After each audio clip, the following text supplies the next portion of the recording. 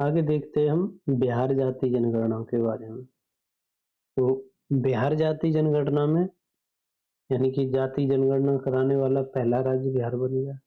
तो कैसे कौन-कौन से आंकड़े उसने जारी किए, तो ये इम्पोर्टेंट बन जाता है। तो 7 नवंबर 2023 को बिहार विधानसभा के शीतकालीन सत्र में राज्य सरकार द्वारा राज्य सरकार की जाति सर्वेक्षण रिपोर्ट 2022 से संबंधित सामाजिक, आर्थिक, शैक्षणिक आंकड़े प्रस्तुत किए गए।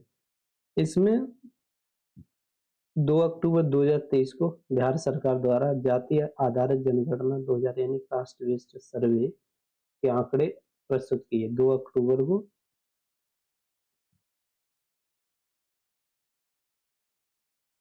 प्रस्तुत किए गए। बिहार जाति आधारित जो जनगणना 2022 में प्रकाशित आंकड़ों के अनुसार बिहार की जो जनसंख्या है वो लगभग 13 करोड़ से अधिक है, जिसमें 27% ओबीसी, 36% अत्यंत पिछड़ा वर्ग, अन्य पिछड़ा वर्ग है जिसमें है 36% है अत्यंत पिछड़ा एक्सट्रीमली बैकवर्ड क्लास और 15% सामान्य यानी जनरल कैटेगरी शामिल है। जारी आंकड़ों के अनुसार अन्य पिछड़ा वर्ग यानी कि ओबीसी में 33% अत्यंत पिछड़ा यानी कि 33.58 यानी कि ओबीसी से ज्यादा ईबीसी है। ईबीसी के जो गरीब परिवार है। अगर हम बात करें सामान्य वर्ग में तो 25% गरीब परिवार है। अनुसूचित जाति एससी और एसटी में 42% और 42.7% गरीब परिवार है। सामान्य श्रेणी में जो जैसे हिंदू में बिहार की जो प्रमुख जाति है भूमिहारों में गरीबों से गरीबी सबसे अधिक है जो कि 27.58% है। सामान्य श्रेणी यानी हिंदू के तहत सबसे समृद्ध कार्यस्थल समाज को पाया गया है, यानी कि समृद्ध जो कार्यस्थ समाज को पाया गया। कार्यस्थ समाज है वो सबसे ज्यादा मतलब समृद्ध है। राज्य में कायस्थ समाज के कुल परिवारों की संख्या की अगर बात करें तो 1,70,985 है, जिसमें 23,639 परिवार ही गरीब है। लगभग 13% लोग समथिंग 13% गरीब है। बाकी 87% लोग अमीर ही हैं, कोई उनकी दिक्कत नहीं है। ठीक है, तो कायस्थ जो समाज है वो सबसे ज्यादा समृद्ध उभर के आया। ईबीसी के लोग सबसे गरीब हैं, ओबीसी के भी गरीब हैं लगभग। आवधिक श्रम बल सर्वेक्षण जुलाई 2022 जून वार्षिक रिपोर्ट यानी कि आवधिक श्रम बल सर्वेक्षण की बात करें तो 9 अक्टूबर 2023 को केंद्रीय सांख्यिकी एवं कार्यान्वयन मंत्रालय भारत सरकार के राष्ट्रीय परिषद सर्वेक्षण कार्यालय द्वारा आवधिक श्रम बल यानी कि पीरियोडिक लेबर फोर्स सर्वे जुलाई 2022 जून 2023 नामक जो वार्षिक रिपोर्ट को जारी किया गया। यह सर्वेक्षण भारत में रोजगार एवं बेरोजगारी की स्थिति पर आंकड़ों का जो प्राथमिक स्रोत है, यानी कि सर्वेक्षण भारत में रोजगार और बेरोजगारी की स्थिति को बताता है। ये श्रम बल सर्वेक्षण सामान्य स्थिति में अगर श्रम बाजार संकेतक की बात करें तो भारत में पुरुषों हेतु जो श्रम बल भागीदारी दर 2017-18 में 75% थी, 75.8% थी, जो कि 22-23 में बढ़कर 78.5% यानी कि लोगों ने काम करना ज्यादा इसमें 78% तक लोग काम कर रहे हैं पुरुष। इसी अवधि के दौरान महिलाएं 23.3% महिलाएं थी पहले, मतलब 17-18 में, लेकिन अगर 22-23 की बात करें तो महिलाओं की इसमें संख्या बढ़ी है जो कि 37% हो गई है। ग्रामीण क्षेत्रों में कामगार जनसंख्या अनुपात वर्ष 17-18 के लगभग 48% से बढ़कर 22-23 में 59.4% हो गया है, जबकि इसकी अवधि के दौरान शहरी क्षेत्रों के लिए 43.9% से बढ़कर 47.7% हो गया है। भारत में कुल पुरुषों के लिए जो कामगार जनसंख्या अनुपात वर्ष 17-18 ये 71.2% से बढ़कर वर्ष 22-23 में 76% हो गया है तथा इसी अवधि के दौरान महिलाओं के लिए 22% से बढ़कर 35.9% हो गया। ग्रामीण क्षेत्रों में बेरोजगारी दर यानी कि अनरिजर्व जो 17-18 में 5.3% थी गाँव में, जो 22-23 में 2.4% गाँव में रोजगार मिल गया। जबकि इसी अवधि के दौरान अगर शहरों की बात करें, शहरों में 7.7% करीबी थी, मतलब बेरोजगारी थी, और वो 5.4% हो गई है। पुरुषों के लिए बेरोजगारी दर की बात करें, 17-18 में 6.1% से घटकर 22-23 में 3.30% बेरोजगार पुरुष बचे हुए हैं। जबकि इसी अवधि में महिलाओं की बात करें तो महिलाएं 5.6% बेरोजगार थी, जो कि कम होकर 2.9, यानी कि महिलाओं को जल्दी नौकरी मिल जाती है। भाई देखो ना, इसके हिसाब से इनका जल्दी से हुआ है। बिहार का जाति आधारित जो जनगणना 2022, 2022 में भी कराए थे। गांधी जयंती के शुभ अवसर पर 2 अक्टूबर 2023 को बिहार सरकार द्वारा बिहार में कराई गई जो जाति सर्वेक्षण है की गणना 2022 के आंकड़े प्रकाशित किए गए। इसमें 3 अक्टूबर 2023 को जारी बिहार जाति आधारित जनगणना 2022 के अनुसार बिहार की राज्य की कुल संख्या कितनी हुई? 13 करोड़ के समथिंग है, जिसमें हिंदुओं की आबादी 82%, मुस्लिमों की 70% और शेष 0.3% अन्य धर्मों की भी आबादी है। प्रस्तुत आंकड़ों में से स्पष्ट है कि राज्य में अन्य धर्मों की आबादी 1% से भी कम है। ठीक है, तो सबसे मेजोरिटी में हिंदू है, दूसरे नंबर पर मुसलमान है। बिहार जाति आधारित जनगणना 2022 की बात करें, कोटिवार संक्षिप्त विवरण। तो कोटिवार में मतलब अगर बातें करें तो पिछड़ा वर्ग है वो 27% है, अत्यंत पिछड़ा वर्ग ईबीसी, ओबीसी मतलब 27%, ईबीसी 36%, अनुसूचित एससी 19%, एसटी 1.5% समथिंग, और अनारक्षित अनरिजर्व्ड जो यूआर वाले हैं वो लोग 15.5%। कुल तो 100% हो ही गया, और हिंदू इसमें 82% और मुस्लिम 17.7%। भारत का पहला यूपीआई एटीएम, यूपीआई के माध्यम से एटीएम, यानी यूपीआई में तुम वो करो, पे करो, तुरंत पैसा दे देगा। तो सितंबर 2023 में जापान स्थित हिताची यानी कि हिटैची लिमिटेड की सहायक कंपनी हिताची पेमेंट सर्विस द्वारा भारत के पहले यूपीआई एटीएम का अनावरण किया गया। हिताची पेमेंट सर्विस जो कि द्वारा एक वाइट लेबल एटीएम का national payment corporation of India NPCI के साथ सहयोग स्थापित किया गया, जिसका नाम है Hitachi money spot UPI ATM. उल्लेखनीय है कि व्हाइट लेबल एटीएम का जो संचालन गैर बैंकिंग संस्थाओं द्वारा किया जाता है। Hitachi money spot UPI ATM का अनावरण 5 सितंबर 2023 को बम्बई में ग्लोबल फिनटेक फेस्ट के दौरान किया गया था। Hitachi money spot UPI ATM card रहित नकदी निकासी की सुविधा प्रदान करेगा, जिसके भौतिक कार्ड यानी फिजिकल कार्ड की समाप्ति हो जाएगी, अर्थात यह कार्डलेस होगा और इसमें एटीएम कार्ड की कोई आवश्यकता ही नहीं होगी। भाई हमने बोला कोई स्कैनर वगैरह आएगा तो उस पर बस पे यूपीआई से पे कर दो, तुरंत पैसे निकल आएंगे, कार्ड की कोई जरूरत। State of working India sports 2023, 20 सितंबर 2023 को अजीम प्रेमजी यूनिवर्सिटी द्वारा स्टेट ऑफ वर्किंग इंडिया 2023 की रिपोर्ट जारी की गई। इस अद्यतन रिपोर्ट का केंद्रीय जो विषय है वो सामाजिक पहचान और श्रम बाजार के परिणाम है। विगत 5 वर्षों के प्रमुख श्रम बाजार संकेतक, जैसे कि 5 वर्ष में कौन कौन से संकेतक, यानी कि कार्यशील आयु जनसंख्या 21-22 में, श्रम बल, कार्यबल, बेरोजगार श्रम बल, यानी कि जरिए पर संख्या जो इसमें मिलियन में है। अगर 5 वर्षों के प्रमुख श्रम बाजार के संकेतक की बात करें तो ये अगर संख्या मिलियन में देखें तो 1021 मिलियन कार्यशील आयु जनसंख्या है। तो सबसे ज्यादा जो कार्यशील मतलब जिन पर कार्य कराया जा सकता है वो 1021 मिलियन जो लोग हैं वो कार्य कर सकते हैं। दूसरा, कार्यबल के लोग कितने, 528%, वो श्रम बल के, और कार्यबल के 493। बेरोजगार 35 मिलियन है भाई, बेरोजगार भी कम ना है, 35 मिलियन है। श्रम बल से बाहर जो श्रम बल में नहीं है वो 493 करोड़ लोग हैं 21-22 में, और 20-21 में बेरोजगारी, समझ रहे हो। अगर प्रतिशत की बात करें तो श्रम बल में भागीदारी लगभग 51.7% है। कार्यबल भागीदारी दर 48%, बेरोजगारी दर 6.6%, संबल से बाहर 48.3%।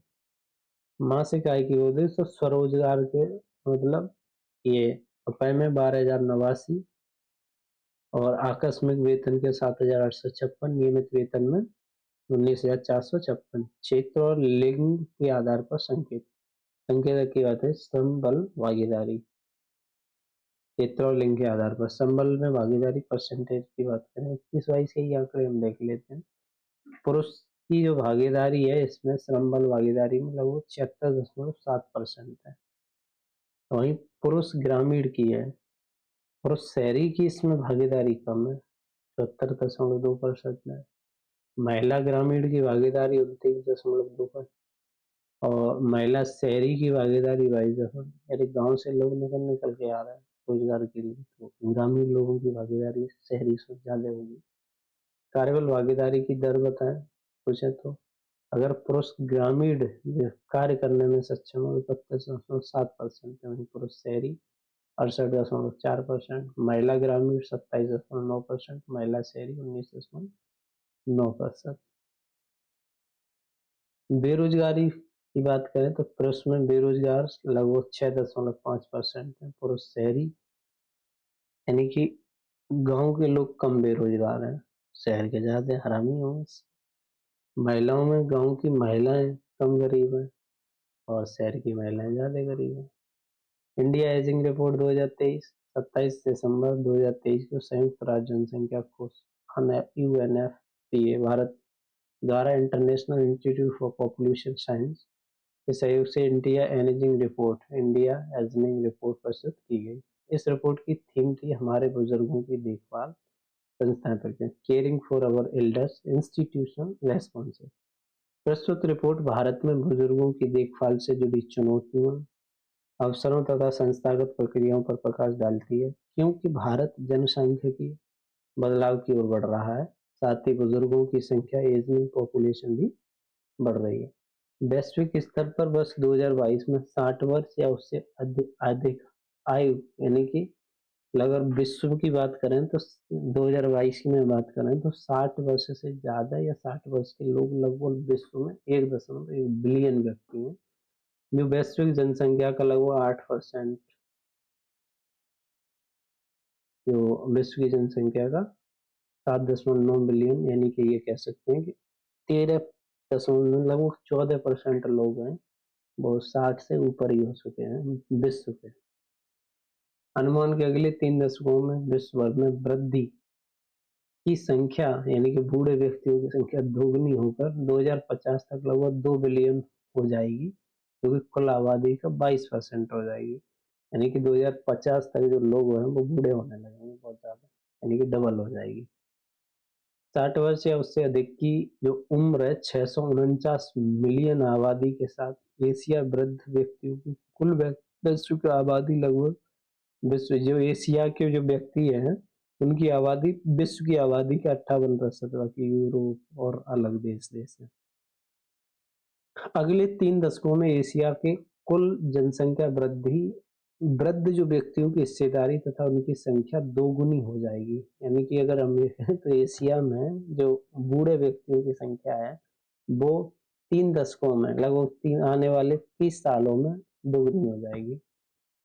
यानी कि 30 साल के 2000 लगभग 22 चल रहा है तो 3 साल लगभग 50 तक की समथिंग, यानी कि 2050 तक एशिया में 1.3 बिलियन व्यक्ति लोग होंगे, जो कि अभी विश्व के बराबर है हो जाएगी, जो कुल जनसंख्या का लगभग 25%। यानी कि 2050 तक हम देखें तो 2050 तक जो लोग 25% एशिया में मतलब बूढ़े ही हो जाएंगे, 60%, 60 या उससे ज्यादा ही, 60 के बाद फिर उनसे काम नहीं होता है। वहीं भारत में 2022 1 जुलाई तक 60 या उससे अधिक उम्र के 149 मिलियन व्यक्ति हैं, जो देश की आबादी का लगभग 10% है। भारत में ये सहूलियत है। अगर एशिया की बात तो 25% लोग 2050 तक तो बूढ़े होने, 75% युवा और बच्चे सच्चे ये बचेंगे, ठीक है। उसमें अगर भारत की बात करें 2022 तक, तो भारत 2022 तक लगभग 10.5% लोग हैं, यानी कि हमारे 125 करोड़ में से 10.5 मतलब लोग, और ये हमारी भी संख्या दोगुनी हो जाएगी 2050 तक, यानी कि भारत वृद्धि व्यक्तियों की हिस्सेदारी भी दोगुनी हो जाएगी 2050 तक। तो हम 2050 तक देखें तो भारत की भी जनसंख्या यानी 20.8% हो जाएगी। 2050 10% का मतलब है 120 करोड़ का 120 में लगभग 12 करोड़ लोग ऐसे हैं जो 60 या 60 से ज्यादा उम्र रखते हैं। ऐसी बात है, ठीक है। उसके बाद अगर हम देखें 2050 तक भारत में वृद्धों की संख्या 347 मिलियन होगी। अनुमान में वर्ष 2050 तक भारत में प्रत्येक 5 व्यक्ति में से एक व्यक्ति बुजुर्ग है, यानी 5 में से एक व्यक्ति बूढ़ा है। प्रत्येक में 60 वर्ष या अधिक की जनसंख्या का हिस्सा वर्ष 22 के 10% से बढ़कर 2050 में 20 तो होने अनुमान ही है भाई, अनुमान ही लगाए जा सकते हैं माने। जबकि सदी के अंत तक भारत में बुजुर्गों की जो आबादी है वो 36% से अधिक है, यानी कि सदी के अंत तक भारत में जो बुजुर्गों की जो आबादी है 36% से अधिक होगी। सदी के अंत सदी के अंत का मतलब समझ से, सदी मतलब शताब्दी जो 2000 मतलब जो 2000 चल रही है ना, 100 साल बाद 100 यानी कि 2100 आएगी 2100, तो 2100 में लगभग हमारे यहाँ 36% लोग, लगभग हमारा ऐसे हम कह सकते हैं कि 64% ही हमारे पास युवा बचेंगे 21 तक। वृद्धावस्था सूचकांक प्रति 100 बच्चों की आबादी यानी 15 वर्ष से कम में बुजुर्गों, यानी कि जिसमें वृद्धावस्था सूचकांक मैजिक इंडेक्स है में 100 बच्चों की आबादी में जैसे 15 वर्ष से कम में, और बुजुर्गों की बात करें तो 60 से अधिक की संख्या को मापता है, यानी कि जो वृद्धावस्था सूचकांक है। और जैसे जैसे बुजुर्गों की संख्या बढ़ती है इससे सूचकांक का स्कोर बढ़ता है। वर्ष 2021 के जनसंख्या के अनुमान के अनुसार भारत में प्रति 100 बच्चों तो 39 वृद्ध व्यक्ति हैं, यानी कि अगर वैसे करें तो 39 बच्चों में पर मतलब 100 बच्चों को 39 बूढ़े व्यक्ति हैं। सिटी फाइनेंस रैंकिंग 2022 की बात करें तो 20 मार्च 2023 को आवासन एवं शहरी कार्य मंत्रालय भारत सरकार द्वारा city finance ranking 2022 portal www.cityfinance.in rankings को लाइव कर दिया गया। देश भर के शहरी स्थानीय निकाय अब पूरी तरह से डिजिटल और 100% पेपरलेस प्रक्रिया के माध्यम से इसमें भाग ले सकते हैं। उल्लेखनीय है 28 दिसंबर 2022 को आवासन और एवं शहरी कार्य मंत्रालय द्वारा शहरी कायाकल्प यात्रा को अगले स्तर तक ले जाने हेतु दो प्रमुख पहलों की शुरुआत की गई थी जो निम्न है, जैसे city finance ranking CFR 2022, city beauty competition CBC। City finance ranking 2022 का उद्देश्य भारत के शहरों की वर्तमान वित्तीय स्थिति के गुणवत्ता और वित्तीय प्रदर्शन में समय के साथ सुधार के आधार पर उनका मूल्यांकन कर उन्हें पुरस्कृत करना है। सिटी ब्यूटी कंपटीशन यानी CBC का उद्देश्य भारत में शहरों और वार्डों द्वारा सुंदर, नवाचारी और समावेशी सार्वजनिक स्थान बनाने हेतु किए गए परिवर्तनकारी प्रयासों को प्रोत्साहित करना है। भारत का पहला म्यूनिसिपल बॉन्ड इंडेक्स यानी कि 24 फरवरी 2023 को NSE इंडिसेस लिमिटेड द्वारा देश के पहले municipal bond index Nifty India municipal bond index को लॉन्च किया गया। यह इंडेक्स परिपक्वता के दौरान भारतीय नगर निगमों द्वारा जारी किए गए म्यूनिसिपल बॉन्ड के प्रदर्शन को ट्रैक करेगा और निवेश ग्रेड रेटिंग देगा। इस इंडेक्स को हर 3 महीने में रीवैलेंस किया जाएगा। पेटीएम पेमेंट बैंक यानी UPI लाइट लॉन्च करने वाला पहला बैंक, यानी पेटीएम यानी कि जो लाइट हम यूज करते हैं जिसमें 500 रुपए तक की शायद 200 रुपए तक को बिना मतलब पिन डाले तुम पे कर सकते हो। फरवरी 2000 पेटीएम पेमेंट जो बैंक है UPI लाइट शुरू किया, इसने जो प्लेटफॉर्म बना UPI लाइट भुगतान करने हेतु पिन दर्ज किए बिना 200 रुपए तक त्वरित और निर्बाध लेन देन कर सकते हैं आप। UPI लाइट भारतीय राष्ट्रीय मुद्रा निगम यानी कि national payment corporation of India NPCI द्वारा समर्थित भुगतान सुविधाएं जैसे भारतीय रिजर्व बैंक द्वारा सितंबर 2022 में लॉन्च किया गया। ठीक है, तो हम कहीं भी जाते हैं 10-20 रुपए का लेना तो पेन डालें तो उसमें में दिक्कत आए लोगों को, इसलिए यूपीआई नहीं कर दिया, आप 200 तक बिना पेन के कर सकते। यह उपयोगकर्ताओं को बिना पेन का उपयोग किए हुए छोटे मूल्य वाले यूपीआई लेन देन करने में सक्षम बनाता है। बिल्कुल सही।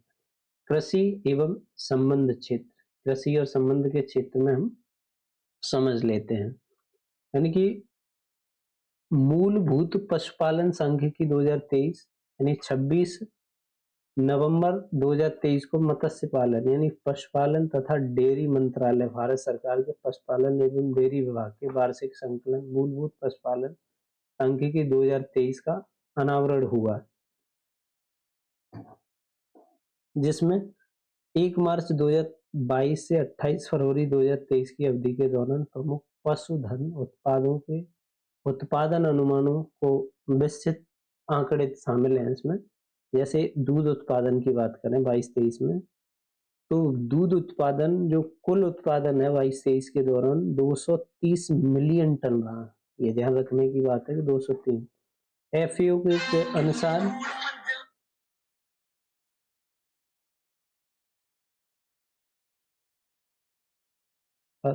हाँ ठीक है। एफएओ के अनुसार दूध कुल उत्पाद में भारत विश्व में पहले स्थान पर है, यानी कि अगर देखें तो एफएओ है जो अगर दूध उत्पादन की बात करें तो भारत विश्व में पहले नंबर पर उत्पादित करता है। भाई 21-22 की तुलना में कुल दुग्ध उत्पादन जो है वो यानी कि 22-23 में बढ़ा हुआ है, 3.83% की वृद्धि दर्ज की गई है। बस 22-23 के दौरान देश में दुग्ध की प्रति व्यक्ति जो उपलब्धता है वो 459 ग्राम प्रतिदिन रही है।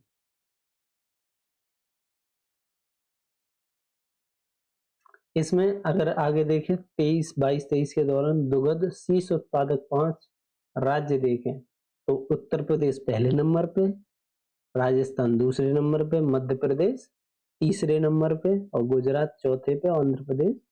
भाई देखो कुछ टाइम के लिए जैसे 22-23 में अभी जो है अभी की रिपोर्ट है वो उसमें यूपी पहले नंबर पे आ गया दूध उत्पादन करने में, पहले अभी राजस्थान हो गया था। ठीक है, तो अब ध्यान रखना है कि यूपी पहले नंबर पे है।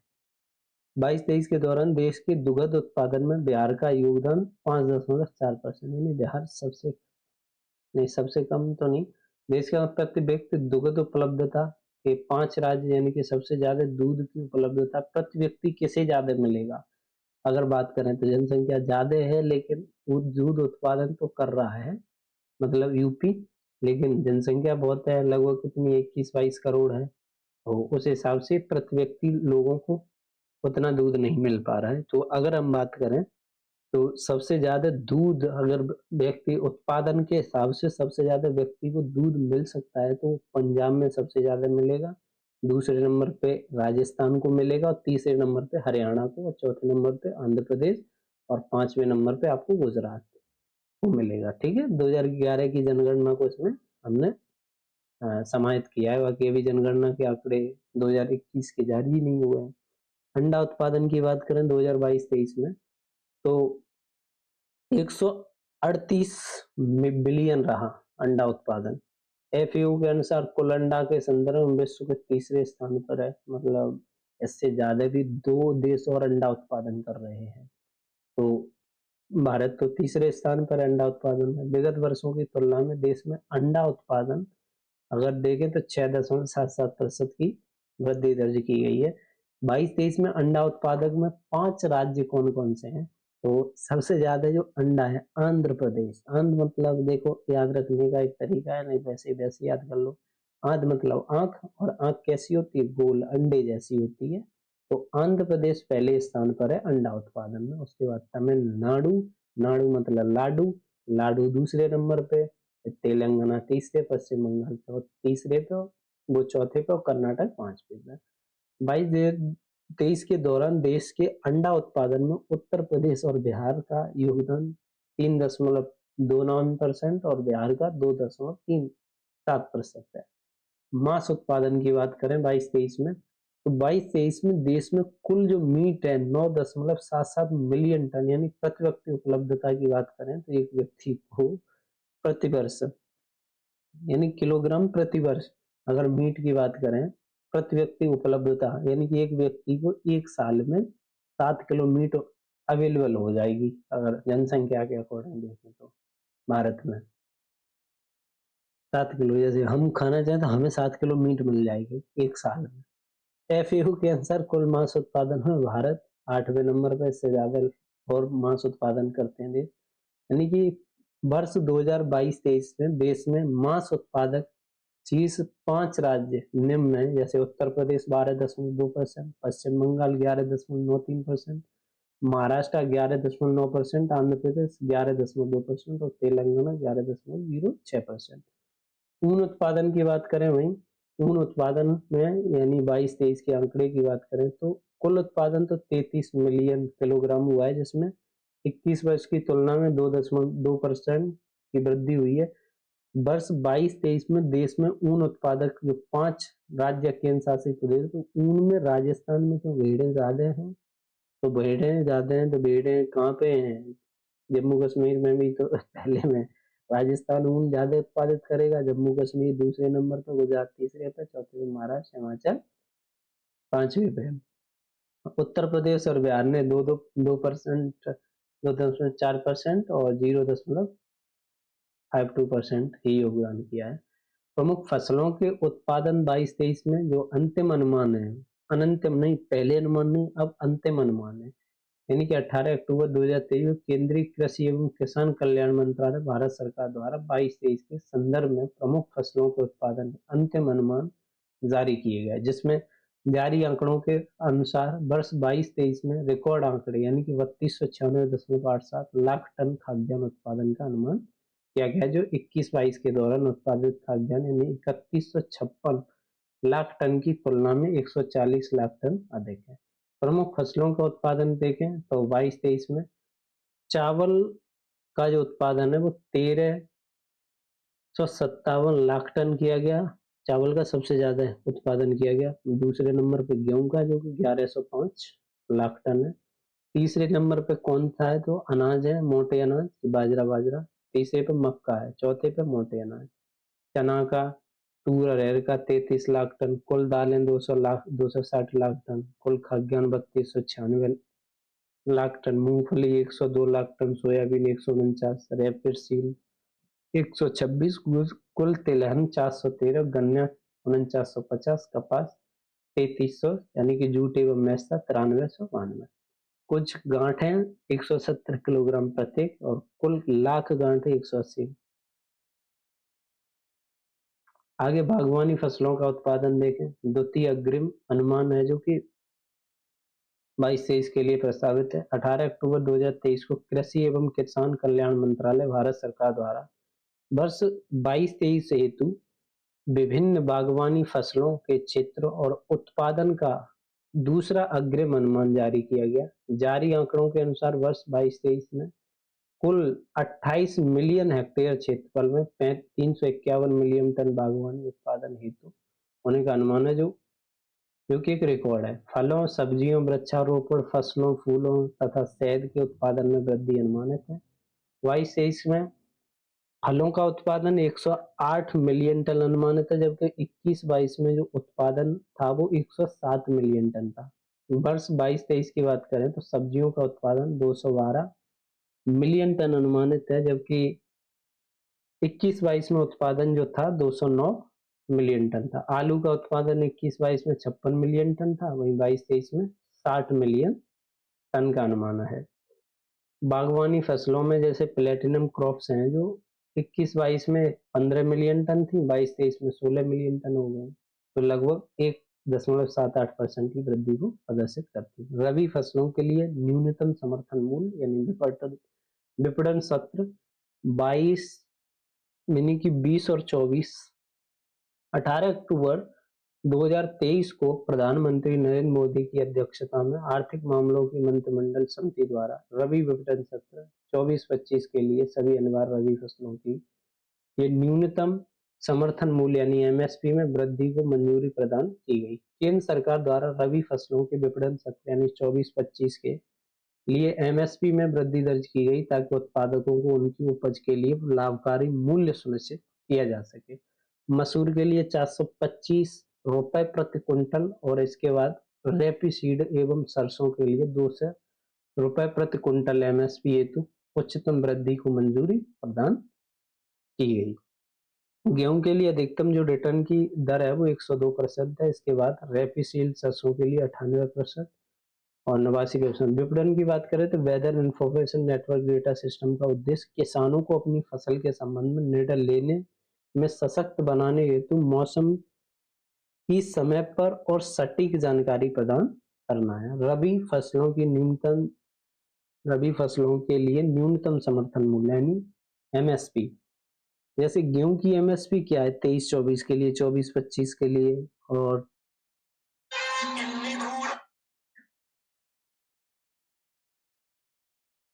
हेलो आई हुआ है तुम ठीक है।